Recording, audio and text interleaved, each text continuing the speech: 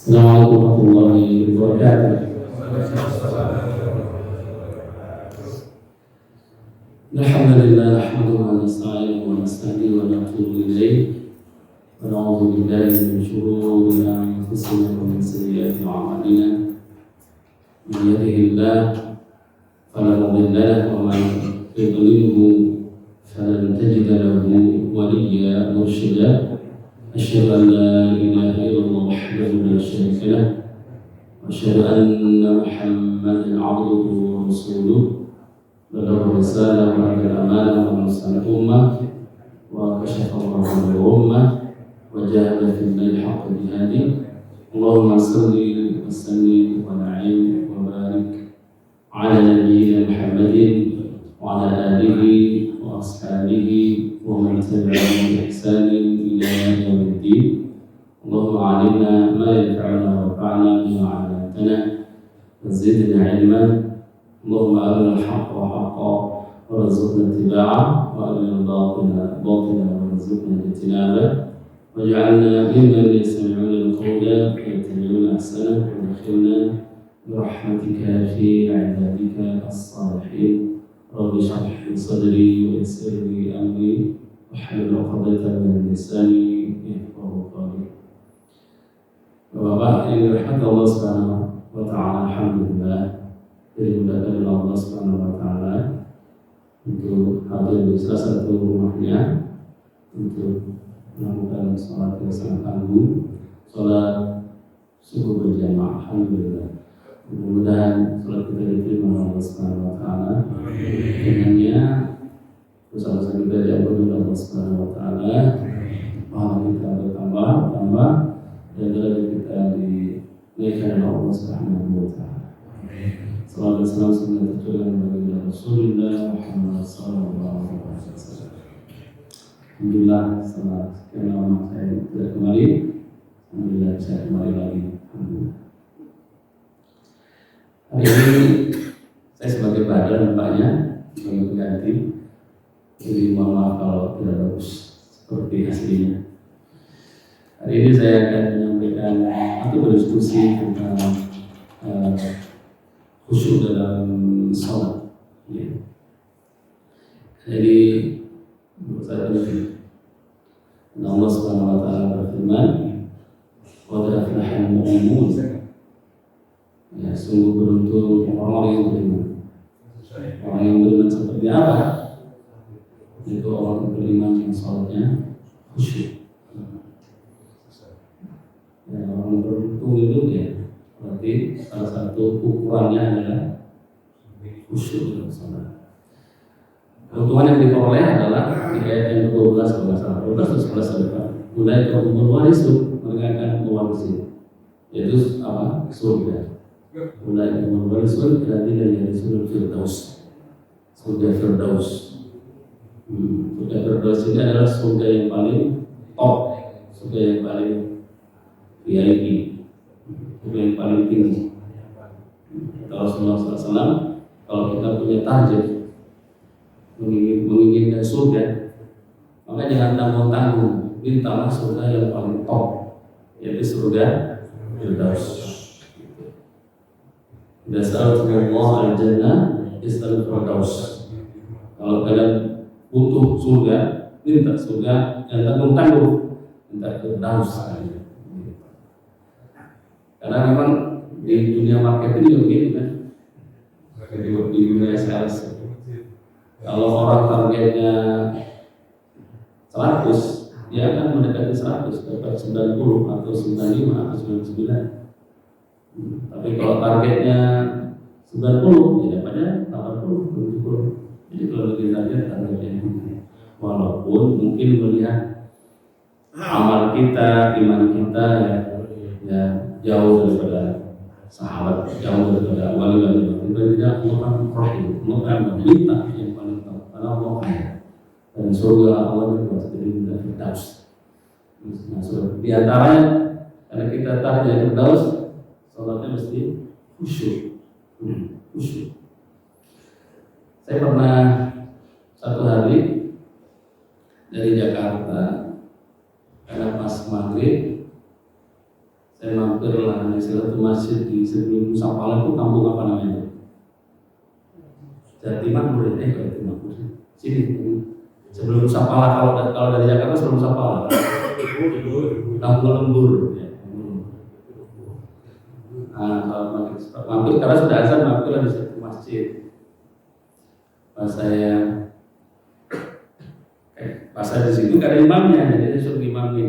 Karena mungkin jenggot saya paling panjang, belum tentu yang paling bagus, tapi saya disuruh didorong maju gitu. Jadi saya maju. Kemudian saya baca Al-Fatihah. Setelah itu saya baca ayat di akhir surah Al-Mu'minun. Nah, saya baca ayat setelah Fatihah ini. Qala rabbana ghalabat 'alaina shiqwatuna wa kunna qauman dhalin.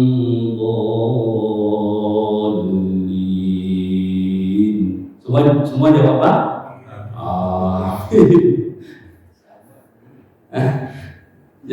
Jadi gimana Mas? Sama ya. Jadi jamaah itu semuanya bilang amin. Nah, jadi semua pada nggak usul nih. Nah, tambah ada yang nyeletuk anak-anak. Kok aminnya 2 kali? Kata anak. Pada cekikikan. Tambah nggak? Usul. Ya.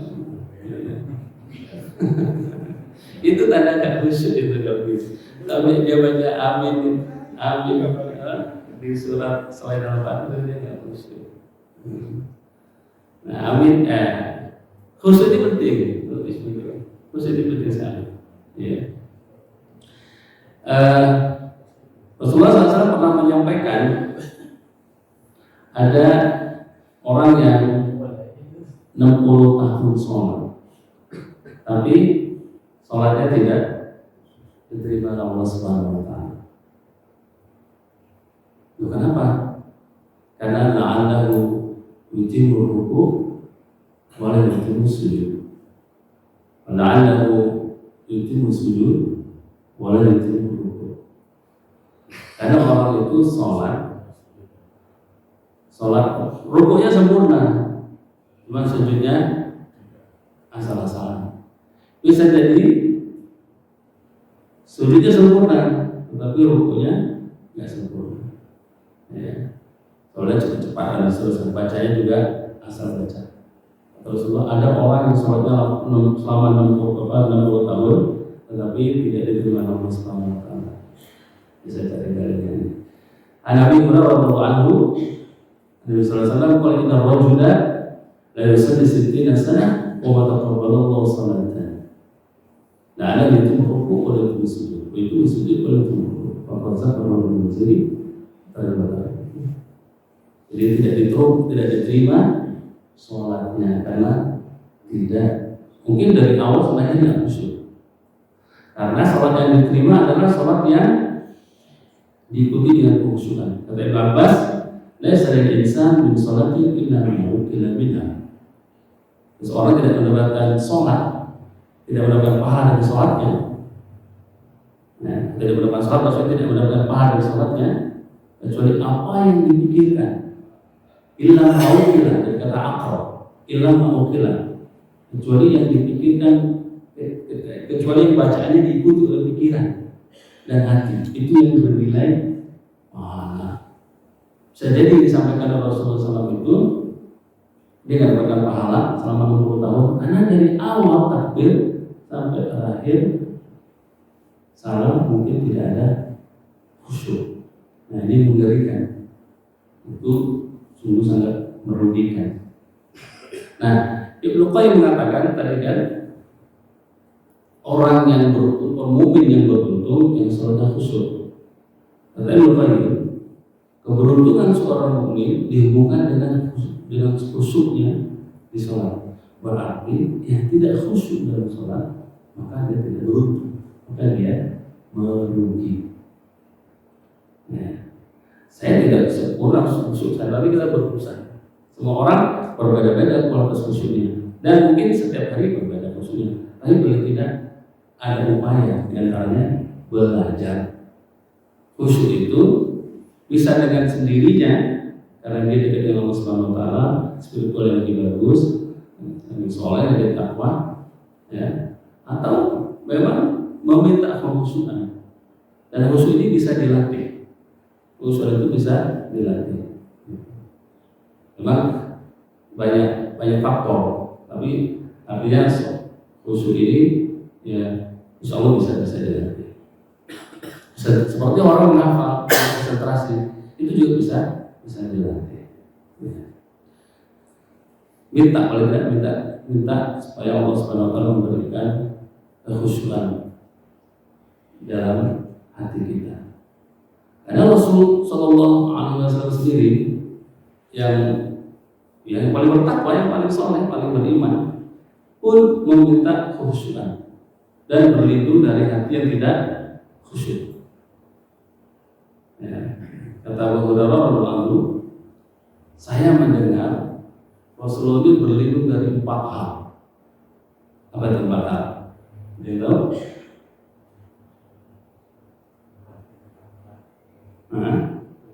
Api dan pasti. Iya. Mantap. Masya Allah. Itu sering dibaca doa itu. Ini doanya Allahumma inni a'udzubika min ilmin la yanfa' wa min qalbin la yakhsha wa min nafsin la tashba. Yang terakhir apa? Wa min du'ain la yustajabu atau la yusma. Min du'ain la yusma. Hafalin ya. Manfaat pendek. Ulangi. Allahumma inni a'udzubika min ilmin la yanfa'. Ya Allah, aku berlindung kepadamu dari ilmu yang tidak bermanfaat. Gitu. Ilmu yang bermanfaat, ya capek doang kita ikut pengajian, capek doang kita belajar sana kemari, tidak diamalkan. Seperti orang sudah kursus usaha, terus bisnis, macam-macam kursus, berapa bikin tahu, kursus bikin empek-empek, kursus bikin pecel lele, banyak kursus, banyak pelatihan, tapi nggak dijalanin, kurang manfaat ilmu bisnis ini. Nah, sama ilmu agama, kalau ilmu banyak ya, ilmu bagus, tapi yang paling utama ilmu itu diamalkan. Nah, untuk bisa mengamalkan ilmu yang tidak diperoleh itu butuh taufik dari Allah Subhanahu wa taala. Taufik itu salah satu diperoleh dengan berdoa. Allahumma inni a'udzubika min ilmin la yanfa', agar ilmu yang kita peroleh ini bermanfaat. Dan yang kedua, Rasulullah berlindung dari wa'udzubika min qalbin la yakhsha, dari hati yang tidak khusyuk. Itu karena hati yang tidak khusyuk ini ternyata menyebabkan pahala sholat kita tidak sempurna. Terutama waktu sholat khusyuk, supaya sempurna kita punya pahala sholat. Dan yang ketiga, wa min nafsin la tashba, dari jiwa yang tidak pernah merasa puas, kurang terus. Sudah Allah kasih istri yang soleha, yang cantik, yang kaya, ya, disia-siakan, diomelin mulu, malah menjadi janda lain, ya. Janda yang bermasalah. Udah dikasih rezeki yang banyak, masih kurang, padahal dia sudah cukup, bahkan bisa haji. Tapi ya itu rasanya itu kalau cukup itu gawat ya. Kurang aja, nah ini para bersyukur. Ngeluh, padahal udah cukup, udah Allah berikan banyak. Yang terakhir, meminta doa yang isma, berlindung dari doa yang tidak didengar oleh Allah Subhanahu wa taala. Jadi doa juga perlu didoain. Doa-doa kita sudah kita panjatkan, perlu didoain agar didengar. Wa min du'ain la yusma. Di sini dari Abu Dawud. Kita ulangi teman-teman. Allahumma inni a'udzubika min ilmin la yanfa' wa min qalbin la yashqa, wa min nafsin la tashqa, wa min du'ain la yasma. Gampang kan? Allahumma inni a'udzubika min ilmin la yanfa, qalbin la yashqa, nafsin la tashqa, doa la yasma. Gampang ya? Kita praktekin ya, insyaallah. Khusyuk ini salah satu yang pertama akan diambil di umat ini, kata Rasulullah SAW, yang akan pertama kali hilang. Jadi yang pertama kali akan diangkat atau dicabut oleh Allah Subhanahu Wa Taala khusyuk dalam ibadah, khusyuk dalam hati. Belum mau cabut, kita harus mendapatkannya. Hadisnya awwalu syai'in yarfa'u min hadhihi ummah al-khusyuk hatta la tara fiha khashiyan wa at-tamran. Yang pertama kali akan Allah angkat dari umat ini adalah khusyuk di hati, khusyuk dalam ibadah. Sehingga banyak kita akan saksikan orang-orang yang ibadah tidak khusyuk. Nah, sebelum Allah cabut dari umat ini, ya, pas khusyuk kita harus mendapatkannya. Khusyuk apa sih? Khusyuk. Mau khusyuk. Khusyuk itu apa sih? Fokus. Ya, fokus. Sendirian fokus. Konsentrasi. Ulama tazallul wasukun. Ya. Jadi ada rasa merendahkan diri kepada Allah Subhanahu Wa Taala. Ada rasa ketenangan, itu khusyuk. Tawadhu, ada rasa merendah pada Allah Subhanahu Wa Taala.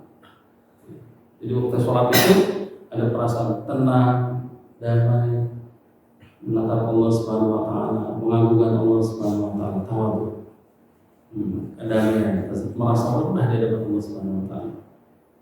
Dari awal sampai akhir. Dan sekali lagi, pahala sholat kita yang dinilai ibadah adalah, yang dinilai pahala adalah yang di situ ada nilai khusyuk. Hadis lain yang ditemukan, inna rajula la yansurifu wa ma kutiba lahu illa usyru salatihi usruha sunnuha tusruha sunnuha subruha sunsuha khumsuha wa sunsuha wa nisbuha. Ada seseorang selesai sholat, dia tidak melakukan pahala kecuali 10% daripada sholatnya. Ada yang mendapatkan 9/9, ada yang mendapatkan per 8, per 10, per 7, 10%, 60%, 50%. Ada yang 1/4, ada yang 1/3, ada yang 1/3, ada yang 1/2. Nah, bagus 1/2. Tapi yang paling parah, kata Rasulullah di sini ada usru sholat ini, 10, maka berarti 10%. Nah, itu tergantung berarti dengan khusyuknya. Kalau 10% dapat pahala 10%.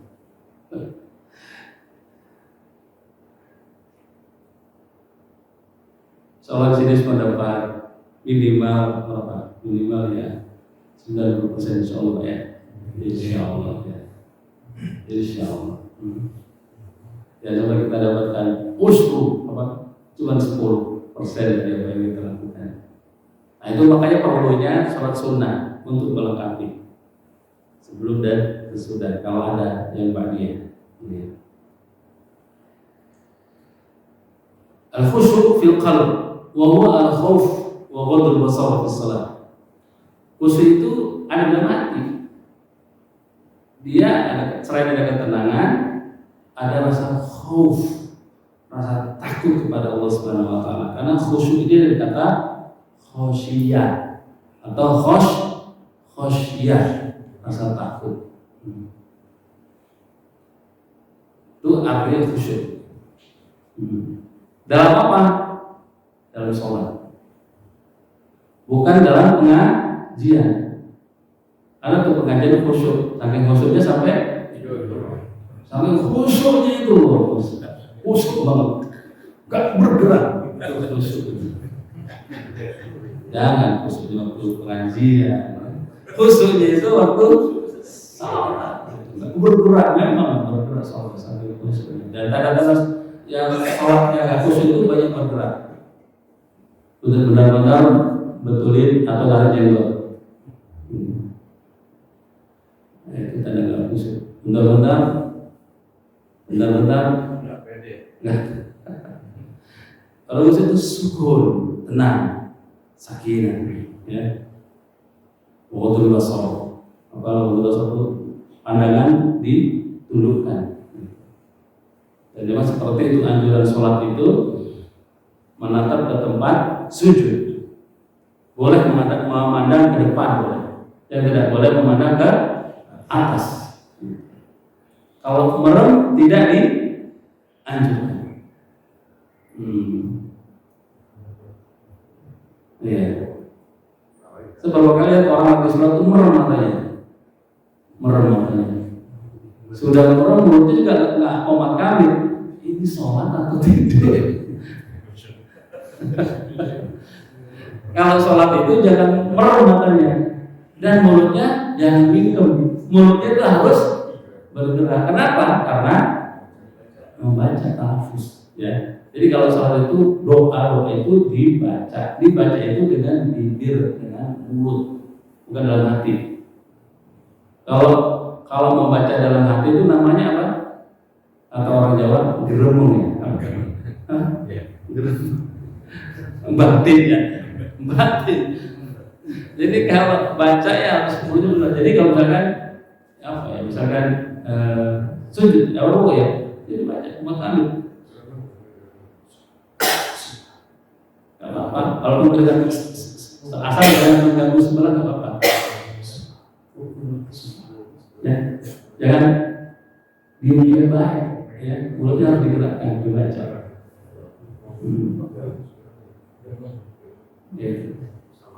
Ya, jangan merem, jangan mulut tidak bergerak. Karena saya sering melihat orang seperti itu. Ya. Tidak, ya. Memang harus sukun, harus tenang, tapi bukan berarti sampai matanya merem, sampai mulutnya tidak bergerak. Tapi kalau di pengajian, ya mulutnya harus dikembang.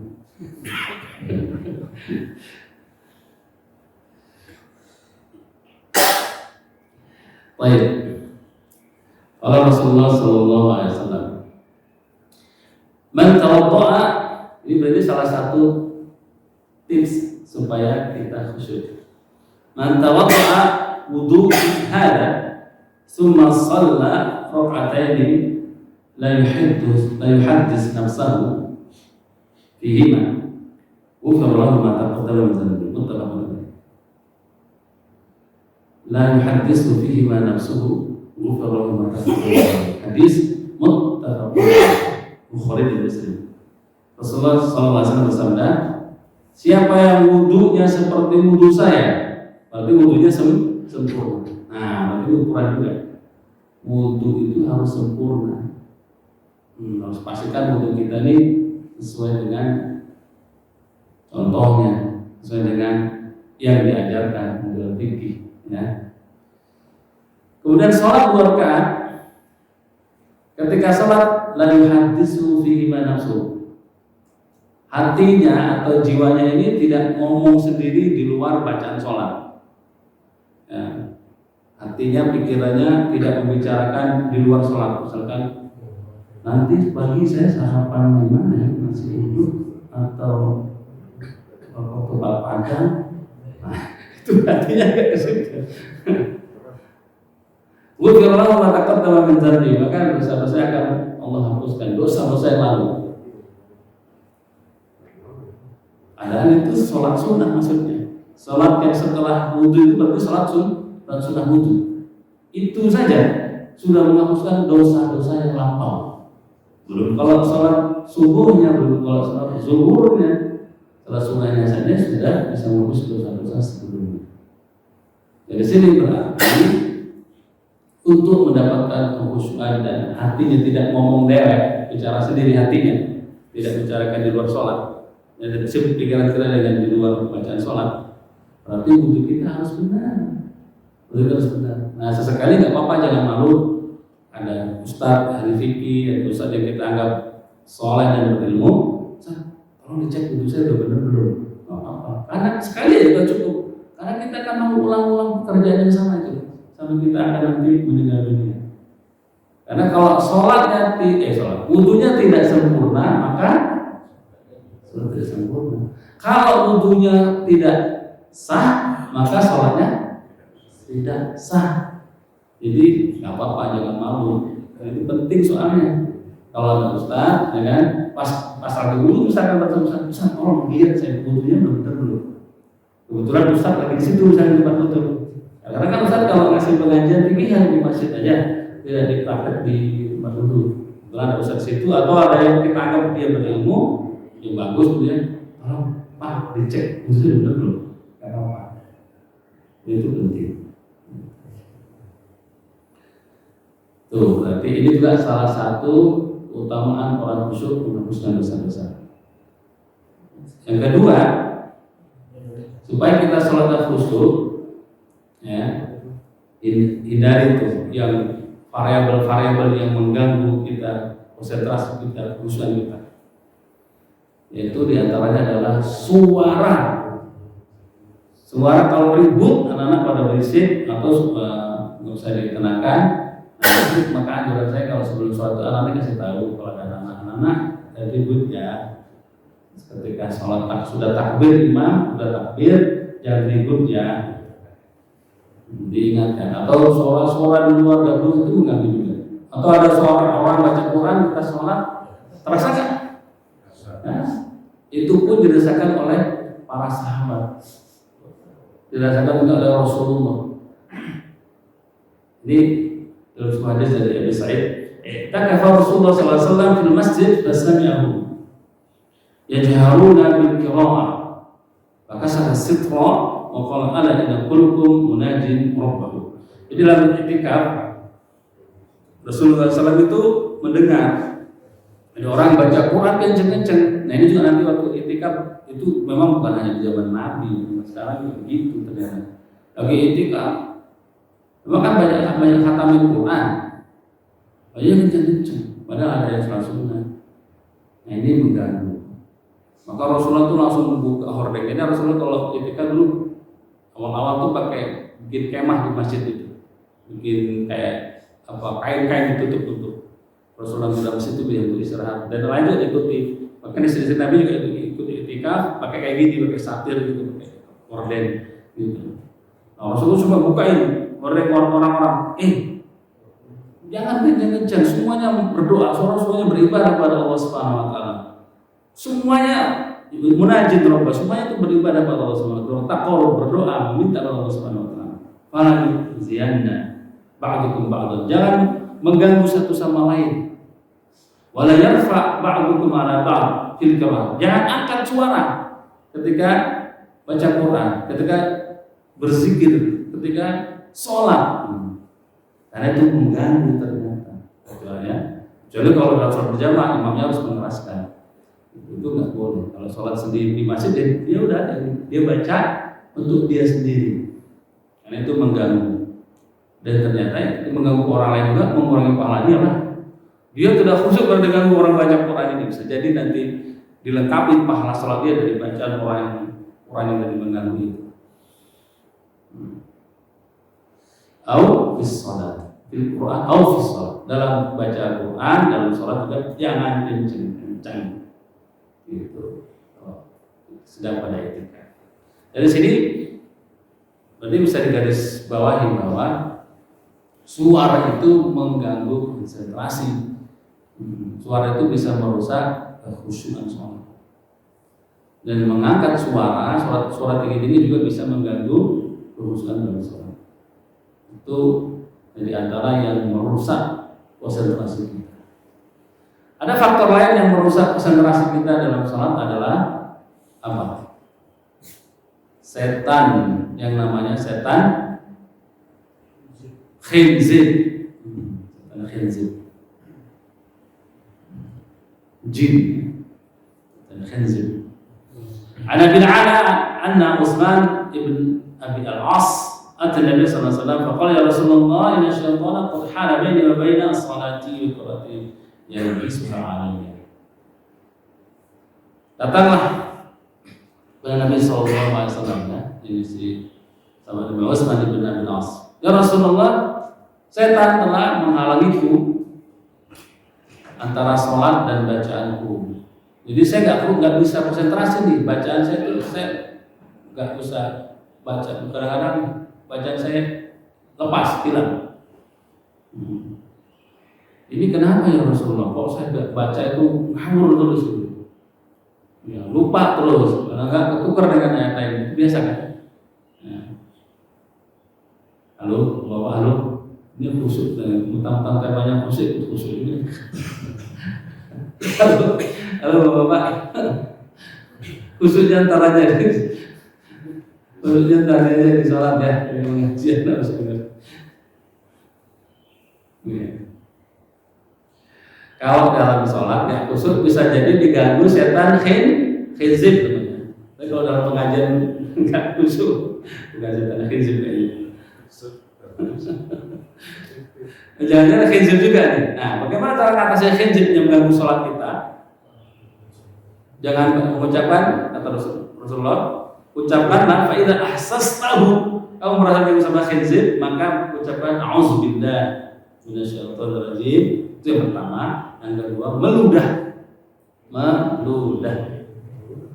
meludah ke sebelah kiri. Watfil ala yasarika, salah satu 3 kali. Meludah ke mana kan? Ya nggak perlu. Enggak. Watful ya meludahnya isyarat saja, jadi nggak ada ininya, nggak ada isinya ya. Dan ada 2, kalau kita sendiri boleh ke kiri langsung. Misalnya tahajud kan, mantuk, kemudian bacanya ngawur, baca surat Al-A'la tapi ya nyasarnya ke Asyamsi, ya Asyamsi, ya Asyams baca larinya ke Al-A'la. Itu bisa jadi khinzib, setan khinzib. Banyak baca ini ta'awuz billahi minasyaitonir rajim. Kalau kita tahajud nih, nggak apa-apa langsung ke kiri, tengok ke kiri, ya, angin aja sama percikan udara dikit aja, 3 kali ya, 3 kali, aja ya, nggak perlu pakai flag dulu ya, sengaja banget gitu, apalagi setelahnya istri, ada terbang. Kalau kita sholat berjamaah boleh tak? Boleh. Kita nggak khusyuk ya Allah. Ini istri dulu di rumah, bisnis dulu, pasar sudah, ya. Kita meludahnya bukan ke kiri persis, tapi ke bawah kiri ya, ke kiri bawah. Boleh, ya, ke kiri bawah, ke kiri bawah. Ada memang ulama yang bolehkan sampai dua boleh, tapi ketika dia sendirian. Dan dibuangnya kemana? Dibuangnya kalau misalkan lantainya itu bukan lantai masjid, lantainya kayak pasir. Misalkan harus keluar apa namanya? Keluar basah-basahnya. Jadi ketika tanah atau pasir, ketika di lapang, kan gampang disiram pakai air.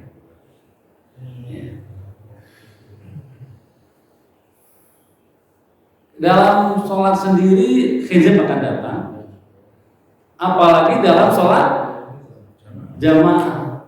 Itu paling menjadi incaran setan. Karena sholat jamaah ini mengalahkan sholat sendiri, walaupun sholat tahajud, ya. Sholat berjamaah itu mengalahkan sholat sunnah. Jangan mengejar-ngejar sunnah tahajud subuhnya lewat kesiangan. Mau tahajud dari berapa? Jam 1 sampai 1:30 subuh ngantuk tidur. Ya. Padahal sholat subuh itu lebih agung, lebih mulia daripada sholat semalam tahajud sendiri. Ya. Sholat kita ini walaupun 2 rakaat ya itu luar biasa, tinggi nilainya. Nah itu setan nggak mau kita dapat pahala. Sholat tahajud yang sunnah aja, yang 2 aja jangan lupa, apalagi sholat berjamaah. Dia akan bahkan hadir di tengah-tengah shaf setan itu. Hadisnya mana? Nabi Hurairah radhiyallahu anhu, Rasulullah SAW idza nudiya bis-shalah, ketika azan adbara syaitan wa lahu duratun atala yasma' ta'zim. Kalau azan berkumandang, setan ngibrit, mari kenceng-kencengnya sampai dia enggak bisa mendengar lagi azan. Lari dia. Kabur jadi kalau ada azan. Nah, ini salah satu metode ruqyah juga katanya dengan azan itu orang Rasulullah azanin aja Pak, walaupun kita nggak banyak ayat, udah azan berulang-ulang terus. Ini yang bersetan hari. Jadi dia nggak suka kalimat-kalimat bagus di azan itu. Ya, tapi kalau azan sudah selesai, fa idza qudiya an-nida, kalau azan selesai, akbar datang lagi dia. Terutama yang masih di rumah. Udah sholat di rumah, ya. Sholat di rumah itu kan sholat. Oh, kamu ntar lagi mau berangkat lagi, mau kerja, mau berangkat, mau kondangan, apa kan? Mau lagi gerimis, sholat di rumah aja. Itu setan itu. Diganggu. Hatta idza suwiba bis shalah. Nah, terus kalau sudah qomat, dia lari lagi. Ngibrit lagi dia sampai dia enggak dengar bacaan itu, bacaan dari qomat. Hatta idza qudiya taswib, kalau sudah selesai qomat, datang lagi dia. Datangnya ke masjid. Datang ini orang yang sedang mau sholat itu. Hatta yakhtir, sampai dia datang dan membisiki. Bainal mar'i wa nafsihi, dibisikin. Ya. Uzkur kaza wa kaza, lima lam yakun yazkur min qabl, hatta yazalla rajul ma yadri kam salat. Ya Allah.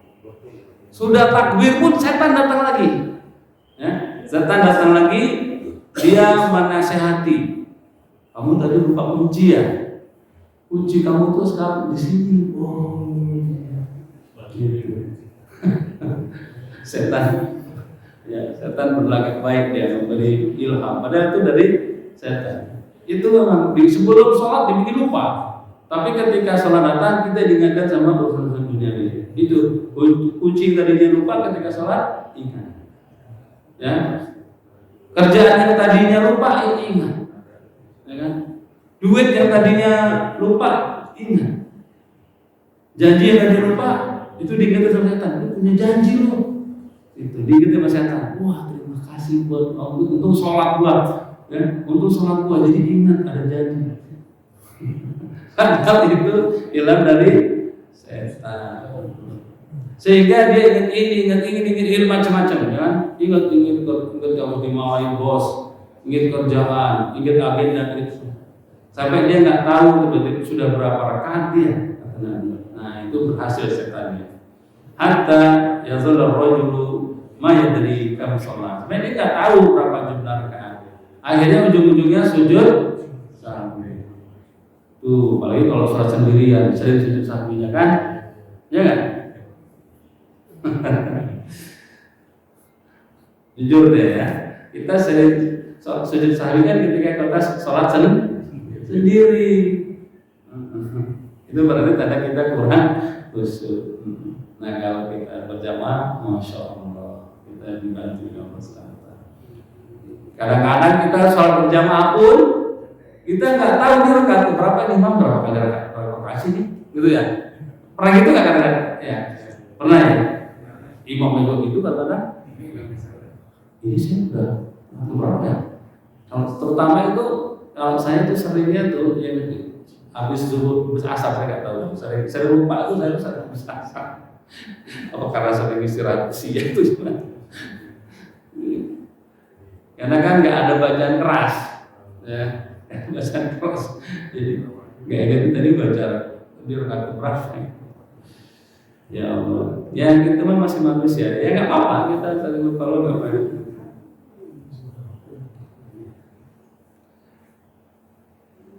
Mungkin tadi pun di sholat subuh kita ada ingat ini kan, nanti kita hari ini agenda kemana aja nih. Itu setan itu ya. Kondangan, terus kondangan kemana ya gitu kan? Oh ngajak anak belanja. Habisnya kemana ya? Oh itu tadi itu ilham dari siapa tadi namanya? Khinzib ya. Jangan pilih dulu ilham dari Allah ketika sholat ingat semuanya, bukan itu Khinzib. Salah satu yang memang tidak khusyuk juga ya, karena soft kita tidak rapat. Soft kita tidak rapat. Itu ya kayak jadi kenapa Imam itu selalu bilang istawu wa'tadilu. Istawu itu luruskan dan wa'tadil itu iktidal. Apa? Seimbang, iktidal, adil, iktidal. Warassu, watarassu, tarassu artinya itu rapat. Dan perhatikan saya gitu kan, sudah kan kalau misalkan apa-apa tolong dirapatkan ya. Gitu. Kalau bahasa Arabnya istawu wa'tadilu wa tarasu, rapatin ya. Mana saya baca ayatnya? Kan gimana tuh? Sawu sufufakum fa in atas-atas-sufuh min tamam as-salat. Luruskan rapatnya karena merupakan bagian daripada sebutan salat. Nah, ternyata tidak rapatnya sholat itu bisa jadi menyebabkan setan masuk di barisan yang kosong dan dia akan mengganggu sholat. Rusu sufufakum wa qaribu. Rapatkan. Wa qaribu, saling dekat. Nah, jadi enggak apa-apa, Pak. Tempelin aja kaki kita sama sebelah, itu lebih bagus.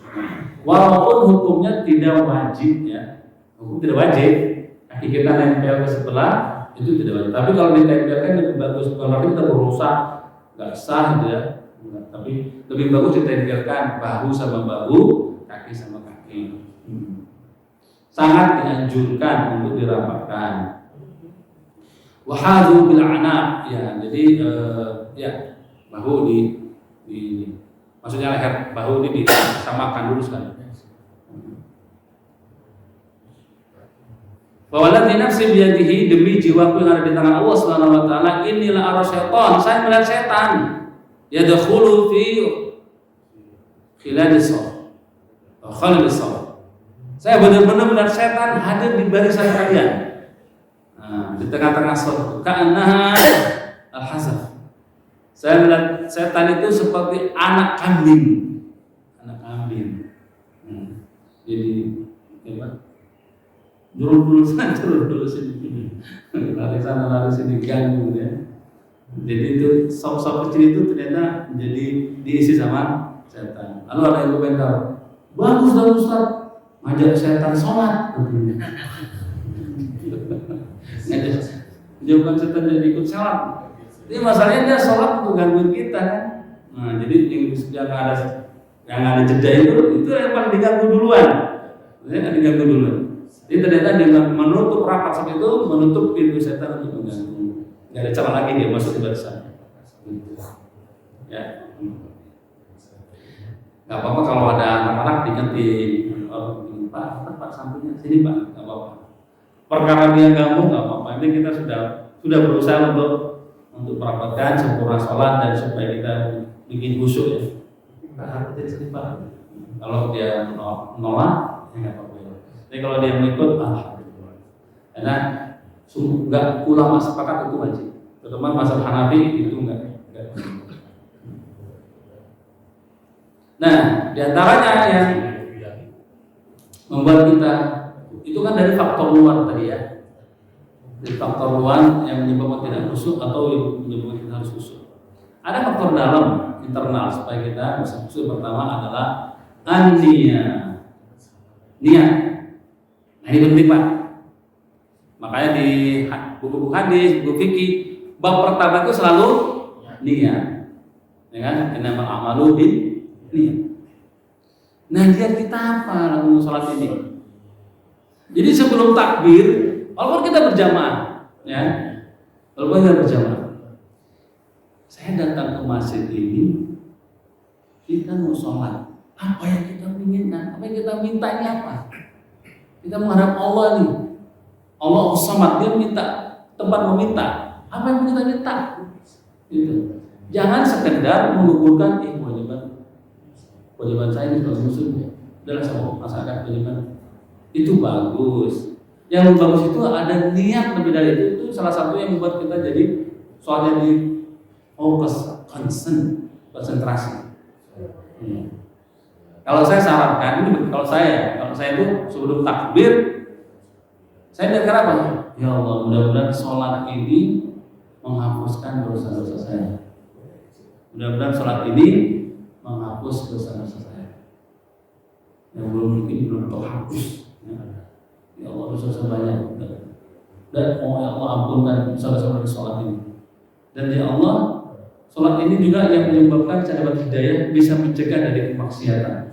Karena inna sholata tanha anil fahsya'i wal munkar. Sholat itu mencegah perbuatan tidak. Jadi sholat ini bisa berkah. Itu dari itu sudah ada niat begitu supaya kita khusyuk. Nah, karena kita ingin tujuannya seperti itu, sholat itu menyembah dosa kita yang bumi, terus kita ada power, sholat itu punya power, punya dampak, punya efek. Maka kita mau berusaha untuk khusyuk. Karena sholat yang berdampak, yang dihargai, sholat yang berdampak itu sholat yang punya power, sholat yang khusyuk. Maka berusaha khusyuk insya Allah. Jadi sebelum takbir itu sudah harus sholat ini mengampuni dosa. Bukan sholat ini memberikan hidayah. Sebelum takbir. Pastikan minimal sebelum takbir itu. Ya ibadi innakum takhtiruna bil-laili wan-nahar wa ana aghfiru dzunuba jami'an fastaghfiruni aghfir lakum. Wahai hambaku semuanya, kalian adalah hambaku yang melakukan dosa siang dan malam, kata Allah. Ini diskusi. Dan saya, kata Allah, aghfiruz dzunub, saya adalah yang menghapus dosa-dosa kalian. Maka mintalah ampun kepadaku dan saya akan ampuni kalian. Nah, ketika sholat itu, karena bacaan sholat kita itu penuh dengan istighfar, dengan pengampunan. Terutama ketika duduk antara dua sujud, itu doanya top tuh. Doanya top itu. Doa yang disampaikan di mazhab Syafi'i ini, doa antara dua sujud, doanya bagus banget. Ya. Apa? Rabbighfirli warhamni wajburni, terus warhamni warzuqni wa'afini. Masya Allah. Itu doa semua itu. Kalau doanya minta tapi pikirannya apa ya nggak dapat. Terus saya sarankan itu jangan sampai kita pikiran kita hilang itu ketika baca doa itu. Rabbighfirli, ya Allah ampunilah dosa-dosa puja. Maghfirah itu yang paling tinggi. Maghfirah itu yang paling tinggi. Karena orang mati masih membawa dosa belum diampuni, ada siksa ya. Jadi Allah ampuni, nggak akan disiksa, nggak akan masuk neraka. Orang yang masuk neraka itu kan ada dosa yang belum diampunkan, belum sempat dia minta ampun. Jadi ketika kita Rabbighfirli warhamni, ya Allah kasihani saya ya Allah. Mau apa lagi Pak? Wajibur ini artinya apa? Wajibur ini jabur itu tutupi kelemahan-kelemahan saya, aib-aib saya. Karena jabar itu artinya lubang tertutup, ditutup itu. Artinya ya itu menutup kesalahan-kesalahan. Wajibur ini kemudian Pak ini angkatlah saya ya Allah. Angkatlah saya. Kemudian berdoa apa lagi? Warzuqni. Memang hadisnya ada banyak. Ada yang warzuqni dulu, ada wahdini dulu. Enggak apa-apa, itu betul. Banyak versi hadisnya. Minta rezeki ya Allah. Sebenarnya pun kita nanti enggak sempat berdoa habis salam, sudah berdoa kita di dalam salat itu. Kalau kita nggak sempat berdoa habis sholat, ya kan? Habis zikir astagfirullah, berdoa seperti jalan aja. Kalau belum berdoa tadi habis sholat, karena buru-buru misalnya, bagus kalau sebut istighfar, zikir. Tapi artinya di sholat itu sudah semuanya doa. Wahdini, yang berikan saya hidayah. Wa'afwani, ampuni saya dan beri saya kesehatan. Sehatkan hati saya. Sehatkan, bersihkan hati saya dari dosa, bersihkan badan saya dari penyakit. Itu artinya Wa'afini wa'fu anni. Wa'afini wa'fu anni. Bersihkan badan kami dari penyakit, wa'fu anni, dan bersihkan hati saya dari dosa-dosa. Maafkan saya. Afwan, wa'fu anni. Masya Allah semua. Jadi ketika kita bersolat ya kita akan meminta Allah Subhanahu wa taala. Jadi benar-benar harus siap. Pikiran hati kita harus siap. Jangan kita gua fulanah. Kewajiban saya ini Allah Akbar. Enggak. Lebih dari itu lebih bagus. Tapi jam berapa nih Pak? Kayaknya tambah khusyuk nih. Hah? Belum belum ya, lanjut ya. Jangan nih. Waktu sudah tahu banyak nanti kami banyak ilmunya penuhan tumpah darah. Ma'rada fi sahih Muslim, ini hadis Muslim. Hadis Jibril. Jadi Rasulullah SAW ya dari malaikat Jibril menyerupai manusia. Akhbirni an ihsan. Beri penjelasan tentang pada saya tentang apa ihsan. Ihsan adalah engkau beribadah karena tahu engkau beribadah kepada Allah Subhanahu wa taala seperti engkau melihat Allah Subhanahu wa taala. Fa lam takun tarahu fa innahu yarak. Kalaupun engkau tidak bisa melihat Allah, rasakan, pikirkan bahwasanya Allah sedang melihatmu. Nah, ini juga salah satu yang membuat kita bisa khusyuk. Jadi ketika beribadah ini seolah-olah kau melihat Allah, seolah kau melihat Allah, ka'annaka tarahu. Kalau kau melihat Allah, Allah benar di depan nih, benar-benar ada di depan nih.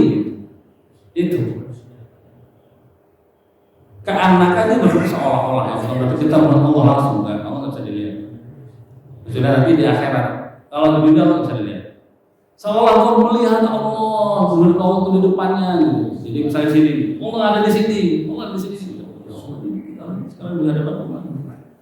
Kalau itu nggak dirasakan sekarang Allah ada di sini, kalau misalnya seolah-olah nggak merasa begitu, paling kita merasa ya Allah, gua lagi dilihatin sama Allah disebutkan nih, malu loh, lagi diawasin nih, ada CCTV nih, ya kan, agak dinilai nih, ya. Paling tidak itu. Dia Allah sudah melihat saya nih. Kan orang kalau kerjanya bagus biasanya karena ada di supervisi ya. Kerja bagus kalau ada bos, kerja bagus, rapi, pakainya juga rapi, ya kan, kerjanya juga rapi itu kalau kerja ada bos. Lain kan kita sholat sekarang ada bos, harus rapi lah, harus rapi, harus sempurna, jangan sampai salah, nanti bos marah gimana nih? Ihsan, jadi yang kedua itu ada muncul perasaan ihsan. Wa tawakkal 'alal aziz, bertawakal kepada al-aziz dan ar-rahim yang melihat engkau hina taqum, ala jarum hina taqum, yang melihat engkau ketika berdiri taqum salat. Wa taqallubaka fis sajid, ketika sedang melakukan bolak-balik sujud, itu Allah melihat. Allah melihat, enggak mungkin Allah melihat. Allah melihat kita ketika berdiri, Allah lihat kita, mau memperhatikan kita. Hina taqum, ya Rabb hina taqum, Allah melihat kita ketika kita sedang berdiri. Jadi berkata, oh Allah di aras, memang Allah di aras, tapi melihat kita, ya Allah kita. Orang sekarang aja bisa kita lagi sholat di sini dilihat sama di luar kan, karena ada CCTV kan. Orang yang connect dengan CCTV sini, ya kan? Misalkan sampai di ketua ketika Pak Dedi ya, Dedi punya koneksi dengan sini CCTV. Di rumahnya pakai HP misalkan. Siapa aja tuh yang di masjid itu pengajian bisa dicek. Itu manusia, apalagi Allah gampang banget. Siapa yang suami? Harus dirasakan. Dan rasakan ketika kita sholat ini sedang berdialog dengan Allah Subhanahu wa taala. Karena kalau kita sedang sholat ini, intinya kita sedang ngobrol sama Allah Subhanahu wa taala. Idza hadatkum idza qama fi sholati fa innahu yunaji rabbahu, muttafaqun alaih. Sesungguhnya di antara kalian itu ketika berdiri di hadapan Allah Subhanahu wa taala di sholatnya, sesungguhnya dia sedang yunaji, sudah kayak apa? Talking to Allah Subhanahu wa taala, ketika dia sedang apa? Sedang berdialog dengan Allah Subhanahu wa taala. Sudah berdialog, diskusi dengan Allah Subhanahu wa taala. Jadi rasakan ini cara saya sedang ngobrol sama Allah nih. Misalnya saya ngobrol sama Allah nih, ngeluh sama Allah nih, itu rasakan. Dan betul memang di hadis qudsi juga Al-Fatihah itu dibagi dua, ya. Al-Fatihah itu dibagi dua. Nah, karena tidak ada dikatakan tidak ada sholat kalau tidak ada Al-Fatihahnya, maka Al-Fatihah juga disebut surat sholat, ya. Disebut juga surat sholat. Lagi-lagi ya. Tidak ada sholat kalau tidak ada Al-Fatihah. Jadi artinya harus baca Al-Fatihah. Sholat itu harus baca. Makanya Al-Fatihah itu dipelajari oleh ulama dengan surat sholat. Yaqulu azza wa jalla wasamtu as-shalah. Nah, saya itu juga ada di sini. Allah Subhanahu wa taala berfirman, saya membagi sholat itu dua. Sebagian untukku, sebagian untuk hambaku. Nah, sholat di sini ada mengartikan sholat beneran atau Al-Fatihah atau Al-Fatihah. Karena ini yang dibacakan di selanjutnya hadisnya ada tentang Al-Fatihah. Hadis muhali separuh buat saya, separuh buat hambaku. Dan buat hambaku apa yang dia minta, tahu. Dan yang buat hambaku apa yang dia minta. Berkata Rasulullah SAW, bacalah Alhamdulillahirabbil alamin, ya. Ketika baca Alhamdulillahirabbil alamin, Allah tuh merespon. Jadi kayak dialog, teman. Kata Rasulullah, ketika kita baca Alhamdulillahirabbil alamin, maka Allah menjawab Hamidani abdi. Oh, hambaku sedang memujiku. Ya. Itu langsung direspon sama Allah. Betul dialog. Oh, hambaku sedang memuji aku. Alhamdulillahirabbil alamin. Allah senang. Oh, hambaku sedang memujiku. Ketika yaqulul abdu, ketika seorang hamba mengucapkan Ar-Rahmanir Rahim, jangan bilang Allah enggak respon. Allah respon. Yaqulu Allah azza wa jalla, Allah merespon asna alayya abdi, ya Allah. Ya, kalau kita kira-kira gitu ya. Masya, luar biasa. Hambaku asna. Asna itu sama juga mengagungkan. Ya, mengagungkan atau memuji sama artinya. Sana'a hamdan itu sama, ya, memuliakanku, mengagungkanku. Ketika hambaku mengucapkan Malik Yaumiddin, hambaku, maka Allah merespon majadani abdi, dia membesarkanku. Allah merespon langsung. Allah merespon Malik Yaumiddin, oh hambaku majadani abdi. Nah, itu udah sampai Malik Yaumiddin, itu mulai Allah. Itu bagianku, berarti Allah senang dengan ayat itu. Kan itu ayat pujian. Alhamdulillahirabbil alamin. Hamdan, pujian. Ar-Rahmanir Rahim. Memuliakan apa? Mengagungkan Allah dengan Ar-Rahman Ar-Rahim. Malik Yaumiddin. Allah memiliki sifat Malik, penguasa hari pembalasan. Itu semua untukku. Ayat itu untukku. Baru pas ayat Iyyaka na'budu wa iyyaka nasta'in. Nah, ini bagian hambaku. Apa yang dia minta? Apa yang dia minta? Wa baina 'abdi li 'abdi mas'al. Dan bagi hambaku apa yang dia minta? Karena ayat ini punya Iyyaka, hanya kepadamu na'bud, kami menyembah. Wa iyyaka nasta'in, dan hanya kepadamu kami minta. Ada kata alif sinta itu permintaannya. Bahasa Arab kalau ada kata fi'il mudhari, fi'il madhi fi'il mudhari, kalau ada huruf alif, ada huruf sinnya, ada huruf ta-nya, itu permintaan. Jadi nasta itu ada sinta. Itu meminta tolong. Nah, tolong apa, ayo? Enggak punya duit, enggak punya rezeki, enggak punya ini. Enggak tolong apa? Jadi kita Al-Fatihah itu meminta Allah, enggak tolong. Jadi harus kita lagi komunikasi, kita rasakan itu. Dia karena itu berasa. Nah, ini hadis ini yang dipakai oleh sebagian ulama kalau mau berdoa baca Al-Fatihah. Ya. Karena ada bunyi begini, bagi hambaku apa yang dia minta tolong apa. Nah, ini memang khilaf ulama ya. Apakah boleh, apa harus begitu gitu.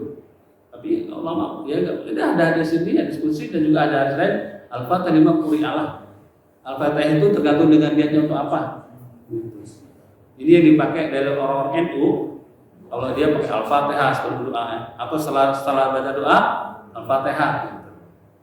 Allah alam. Allah alam. Nah, karena ada hadis khusus seperti ini. Ihdinas siratal mustaqim, ini untuk buat kita kan. Ya Allah, berikan kami jalan lurus, siratal ladzina an'amta 'alaihim ghairil maghdubi 'alaihim waladdallin. Wa habula ila 'abdi wa li 'abdi. Itu semua untuk hambaku dan bagi hambaku untuk yang dia minta. Akhrajahu Muslim fi sahihihi, di dalam sahihnya. Halo. Bukan harus tambah khusyuk ini? Sudah tambah khusyuk? Kalau sudah tambah khusyuk ya sudahlah cukup. Yang penting sudah dapat khusyuk. Ini Pak, memang sulit dipahami. Lebih sulit lagi dipraktekkan. Tapi insyaallah mintalah kepada Allah Subhanahu wa taala, karena kita ini hamba yang lemah ya. Ya, mungkin kita sekarang untuk menangkap teori-teori khusyuk itu juga berat. Ya, apalagi nanti menjalankannya lebih berat lagi. Paling tidak berdoalah supaya Allah berikan khusyukan ya. Dari sebelum sholat, nah juga setelah sholat berdoa agar terus diberi kesehatan, kekhusyukan. Kita ulangi doanya. Allahumma ini a'udzubika min ilmin la yanfa wa min qalbin la yakhsha wa min nafsin la tashba, dari kata sab'a itu kenyang, wa min du'ain la yusma. Lagi ya. Pendikit doanya nih harus jangan inget-inget nih ya. Allahumma ini a'udzubika min ilmin la yanfa wa min qalbin la yakhsha wa min nafsin la tasbah wa min du'ain la yusma. Kuncinya ada 4. Ilmu, hati, jiwa, doa. Ilmu, hati, hati, kemudian jiwa, doa ya. Gitu dulu. Jadi gampang ngapalinnya. Caranya ngapal gitu. Kunci-kuncinya dulu. Ilmu, hati dan khusyuk, jiwa yang tidak kenyang, ilmu dan doa yang tidak. Sekali lagi. Allahumma ini a'udzubika min ilmin la yanfa wa min qalbin la yakhsha wa min nafsin la tashba wa min du'ain la masyaallah. Luar biasa, kita hafal semua ya. Subhanallah wa bihamdika asyhadu an la ilaha illa anta astaghfiruka wa atubu ilaik. Mohon maaf kalau ada yang keliru, ada yang kurang. Mohon itu maaf. Mudah-mudahan Allah memberikan kita pemahaman dan mudah untuk mengamalkan. Dan Assalamualaikum warahmatullahi wabarakatuh. Waalaikumsalam.